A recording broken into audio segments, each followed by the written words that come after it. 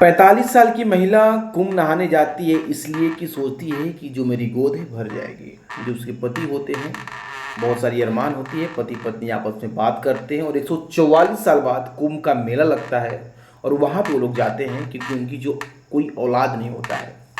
नमस्कार दोस्तों, मैं आपका स्वागत करता हूँ संकेत स्टोरी में और आशा करता हूँ अच्छे होंगे, स्वस्थ होंगे। आज की जो सच्ची कहानी है बिहार के दरभंगा से निकल के आ रही है और वो जो व्यक्ति होते हैं उनका नाम सौरभ यादव होता है। उनकी उम्र 45 साल होती है और उनकी जो वाइफ होती है उनकी उम्र 42 साल होती है।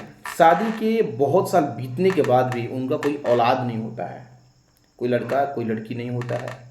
बहुत सारे मन्नत मांगते हैं फिर भी कोई औलाद नहीं होता है। समय धीरे धीरे बीत जाता है और कुंभ का मेला आता है तो लोग सोचते हैं कि कहीं ना कहीं कुंभ का मेला 144 साल बाद आया है तो भगवान से कुछ प्रार्थना करते हैं, शायद कुछ संभव हो सके। वो लोग जाते हैं कुंभ नहाने।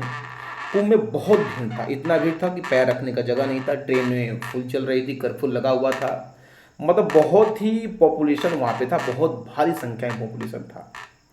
वहाँ पे वही लोग जा सकते थे जो अपने पैरों पे चल के जा सकते हैं, उतने बूढ़े लोग नहीं जा सकते थे।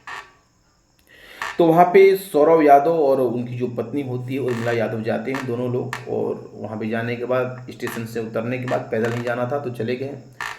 जैसे ही घाट पे पहुँचते हैं तो 100 मीटर की दूरी पर वहाँ पे कपड़ा रखना होता है।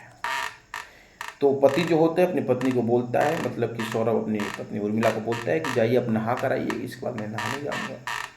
उर्मिला नहाने जाती है, तब तक भीड़ उग्र हो जाती है और जो सौरभ होता है भूल जाता है उसी भीड़ में, कहीं ना कहीं चला जाता है, भूल जाता है।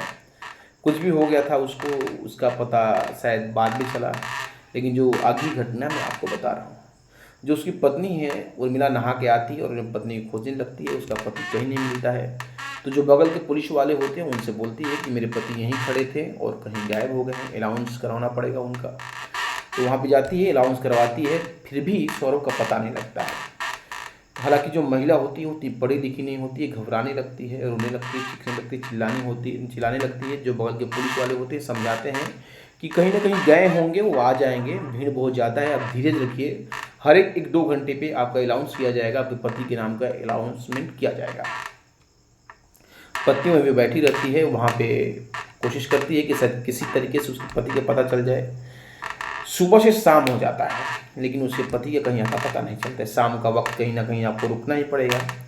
तो उसकी नज़र एक साधु पे जाती है। साधु वैसे रोते रोते पूछती है कि बाबा ऐसी ऐसी बात है, मेरे पति भूल गए हैं और बहुत घंटे से मैं अनाउंसमेंट करा रही हूँ फिर भी उनका पता नहीं चल रहा है।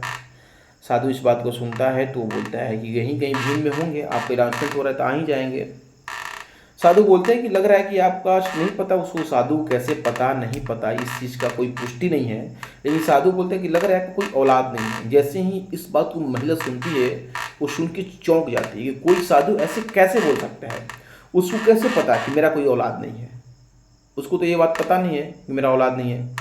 जैसे उसको इस बात को पता चलता है तो एक बार सोचने पर मजबूर हो जाती है और साधु से पूछने लगते हैं कि जी हाँ बाबा, आप सही बोल रहे हैं, आप कुछ उपाय बता सकते हैं। बोलते हाँ बच्ची, मैं आपको उपाय बता सकता हूँ। वो साधु कहने में आती है और साधु की जो कुटिया होती है, अगल बगल लोग होते हैं लेकिन साधु की अलग से कुटिया होता है, उसमें चली जाती है।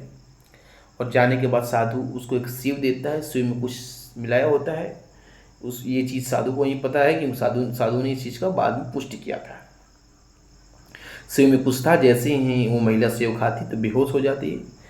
2 दिन तक साधु उसी कुटिया में उस महिला को लेके रहता है। जब भी उसको होश आता, अलग से कुछ ना कुछ उसको बहुत सारा फल रहता है, खिला देता है और खा के सोती रहती है। 2 दिन तक वो साधु गलत काम करता है और उस जो महिला होती है उसको कुछ पता नहीं होता है, पति को भी कुछ पता नहीं होता है, पति कहाँ गया, कैसे है, मरा है, जिया है, कुछ भी पता नहीं चला और महिला वहीं पर सोती है।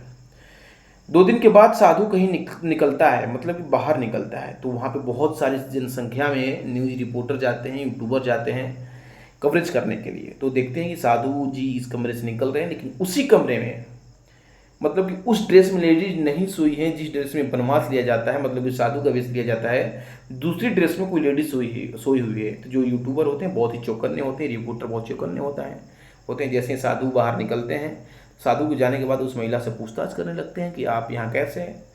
साधु जी तो चले गए, आप कौन हैं, क्या हैं, कुक हैं, कैसे हैं। तो जो महिला होती है कि नहीं, मैं कुछ भी नहीं हूँ, मैं साधु जी का सेवक हूँ, साधु जी को आने दीजिए वो जो आपको बोलेंगे आप सुन लीजिएगा। तो उनको शक संदेह होने लगता है।